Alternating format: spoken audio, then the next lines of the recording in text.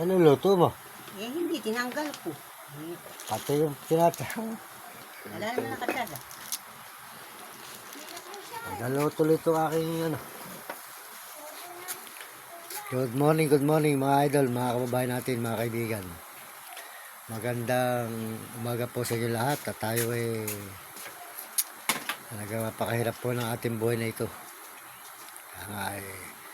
Hindi po natin alam kung paano tayo pagpapalain. Hindi po tayo marunong sa paggawa po ng ating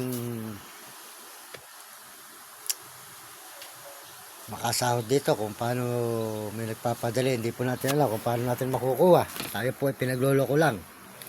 Kahit po sino pagawin natin, ibang tao, kamag-anak, talaga po tayo po niloloko lang mga idol. Kaya mahirap po talaga hindi marunong mga idol. Mahirap po magtiwala. Pagdating sa pagkakaperahan, talaga pong marami po nag-i-interest dito sa ating mga account. Marami po mga idol. Kaya masasabi ko po sa inyo, tayo po ay madalang makapag-live ngayon. Gawa po nung tayo po nasasamantala. Mga idol, bahala na po ang Panginoon Diyos. Sana po may mga tao po makatulong sa atin na talaga pong tapat. Yung hindi po nasisilaw sa salapi. Wala pong kwenta ang salapi sa mundo pag galing sa kasamaan.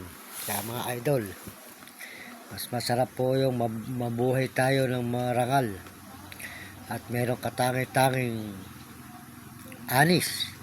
Iba po yung anis tayo. Kaya po mas masarap po yung buhay natin pag tayo po ay malinis ang ating kakainin at malinis ang ating kabuhayan. Di po ba mga idol?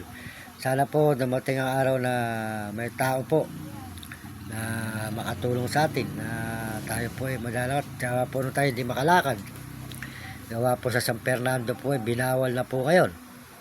Binabawal na po ang mga naglalakad sa San Fernando at mga tao sa mga lansangan.